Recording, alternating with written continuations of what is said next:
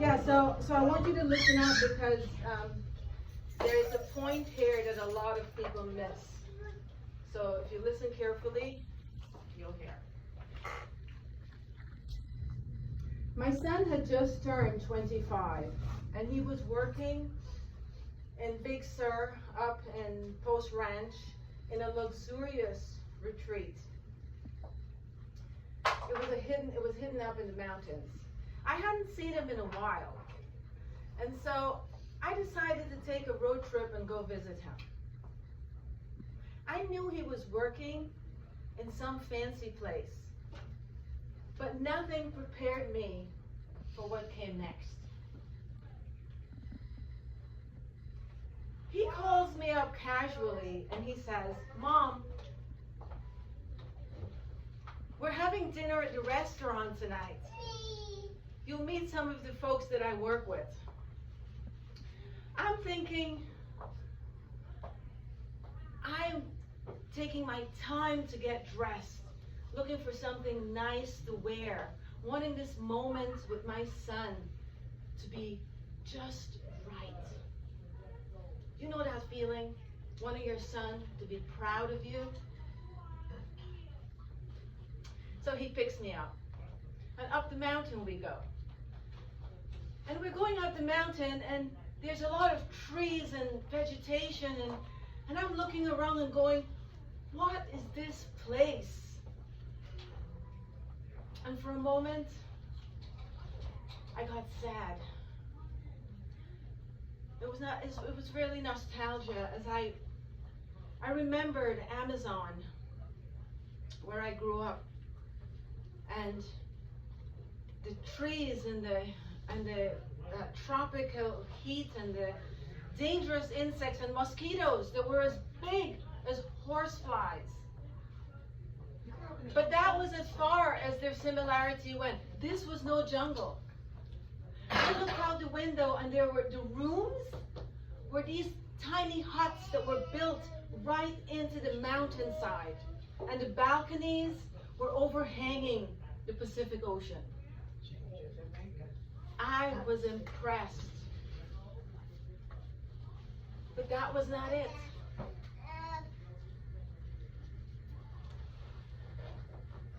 That was not it. We continued up the mountain, and we pulled up at the main building.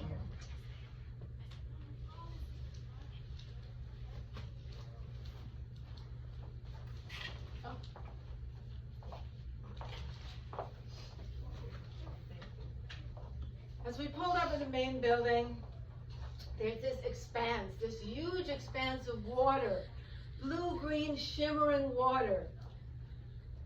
This was actually a ridiculously large infinity pool, which looked as though the water was spilling over into the ocean. And for a moment, again, I had a flashback.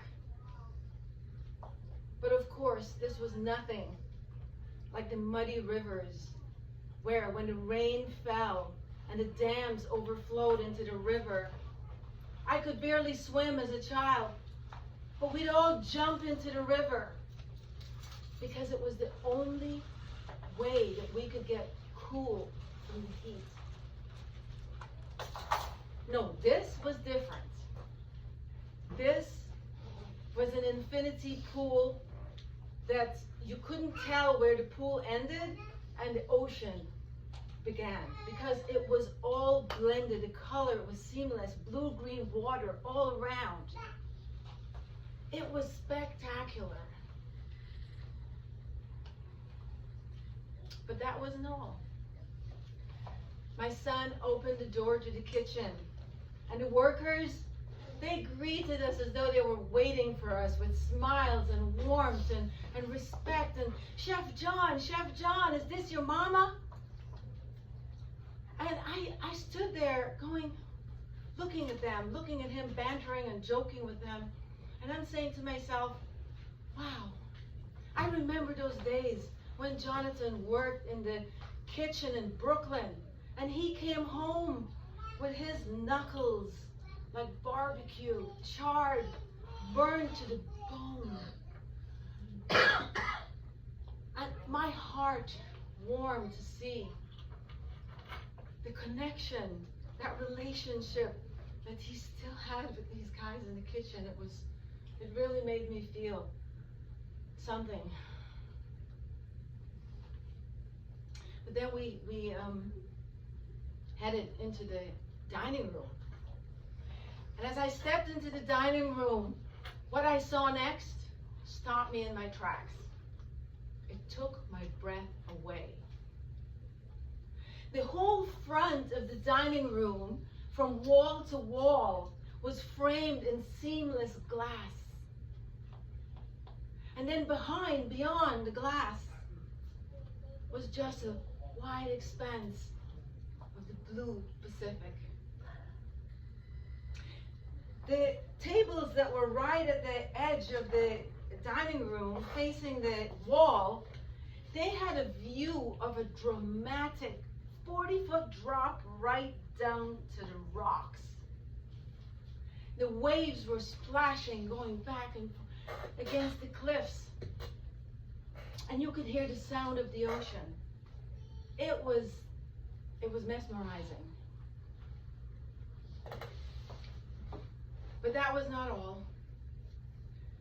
It was evening, and the sun was dipping behind the horizon. And I want you to picture the most breathtaking sunset that you have ever seen, with streaks of orange and gold and pink, all on the shimmering waves dancing, and the horizon glowing red as the night crept in, and the sky turning deep blues and purples. It was an extraordinary experience. It looked as though a painter painted a masterpiece and hung it right behind of the glass. But this was no painting. This was real.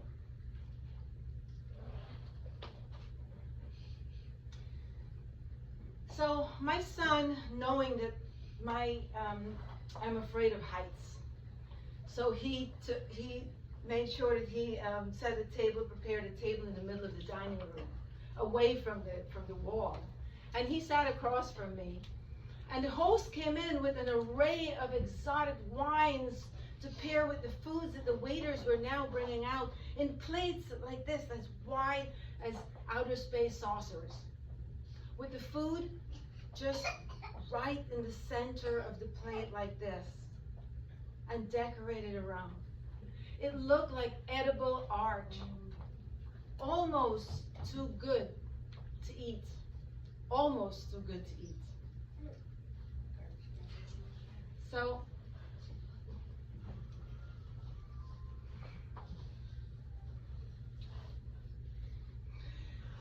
So he kept telling me the way he made the food, from the moment of the idea of the food, how the time it took to prepare it, to get those textures just right, the flavors just right, and everything. And he started, describing to me all that went into making the food. And I'm sitting there looking at him, looking at his face, and I'm remembering those nights when we'd seen Casablanca for the up-teen time, and we were sharing a bowl of ramen noodles. And I would lie to him and say that I was not hungry because I wanted him to have the last bit. It was a comparison. I'm sure that was not the thoughts he was having in his head. He was in his glory. He was with so much pride and passion, trying to show me his skills. And one of the owners was there that evening, and he came by to let me know how delighted he was that Jonathan was head chef of the establishment. And he said that he brought a new perspective to the kitchen. And then he said to me, you should be proud of him. And I'm thinking, I don't know which one of us is prouder at this moment. Me? Because I remember the times when I couldn't give him everything he needed in his life growing up. But he took what little he had and he made it into something extraordinary. His passion. Or him sitting there going, I'm showing my mama my hard work, my persistence, my sacrifice, my love, and what it took to be here. Don't get me wrong. Don't get me wrong. There were many, many, many moments, many times in my life when I doubted myself as a parent. You know, when you're in it, all you can think of is, I hope that I'm doing something right. That with effort and unconditional love, that would fill the gaps, that would fill the moments where certainty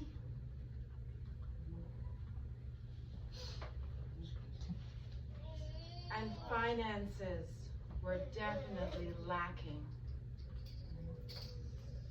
I'd lie in bed sometimes wondering, am I ruining this kid's life? Would he grow up angry and depressed?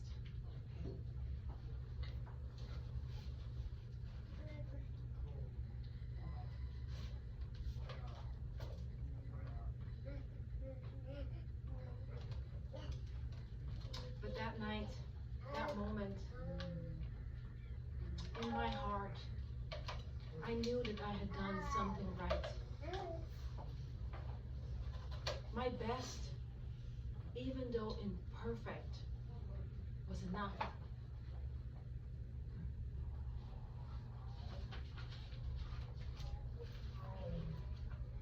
You know, we may never know the people that we serve, the people that we take care of, the people that we lead, who they're destined to become.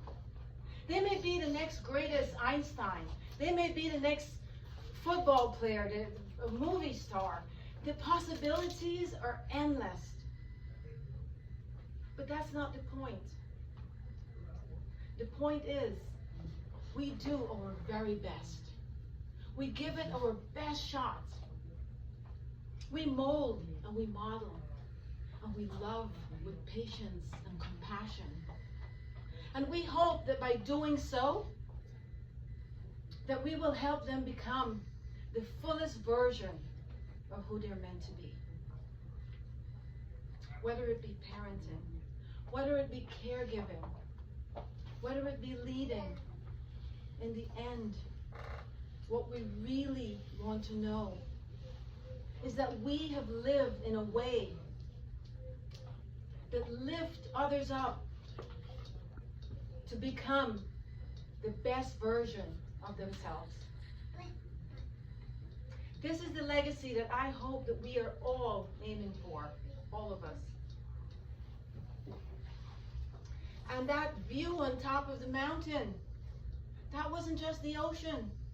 No, that was a reflection of what can happen when we love unconditionally, when we believe, and when we do, simply do the very best that we can. I have a quote for you. Remember the quote. The true reach of our actions is not in our steps, but in the echoes that we leave behind. Thank you. Thank you for listening. Thank you. Thank you. Well, it's not finished. Now it's your part. That was my part. Sure. Here, get.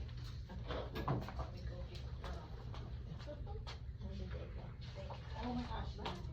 Thank you.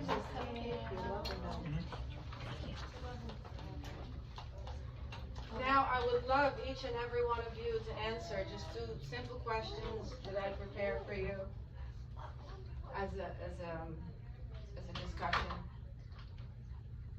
And the first one is, one thing that you've done that made a meaningful difference in the life of a client. Just one thing. Where should I start? I'll start over here. Anna? one thing that you've done that made a meaningful difference in the life of a client. I don't know. I don't know. I couldn't really tell you what I've done. I know what they've done to make a meaningful impact on me, I guess. But I mean, I just try and show up every day and show kindness, and I have no idea. You're consistent. Yeah. You really are. To be there. Just showing up with kindness is one thing. I just wanted one thing.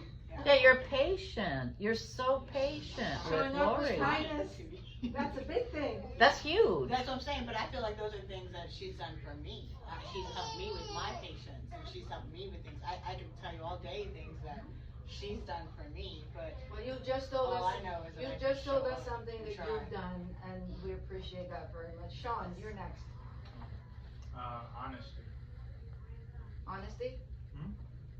Yeah. Okay. Who's next? Oh boy. I think for me, personally, to show love and support unconditionally. Okay, one thing. Okay, yeah. One thing, love and support is good. Support, yeah. Okay, how about you, Gina? Does it have to be here, or can it be? No, anywhere. I work with elderly people, Okay. and I've been there when their families are nowhere to be found. Good, that's good enough. I've been there too, just so you know, elderly people. Peggy? They know I have their back. Oh, yeah. Absolutely. That's the truth. I'd like to be your I'd like to be your client. I Marissa? thought that was the job. No, I that's guess you. a lot of laughter and humor. Love and laughter and humor. Okay, Yeah. that's important. It is. It's really important. Okay, how about you, Thea? I think being strict and not, I mean, that's a little different than everybody else, but not being locked on and, No, that's one. Well, discipline and respect. We all They understand can't that. Yeah. just treat Yeah. everybody, That's good. however. Exactly, it's not everybody does that, so that's great. I Assisted living skills. Assisted living. Skills. Skills. And what are one of those skills?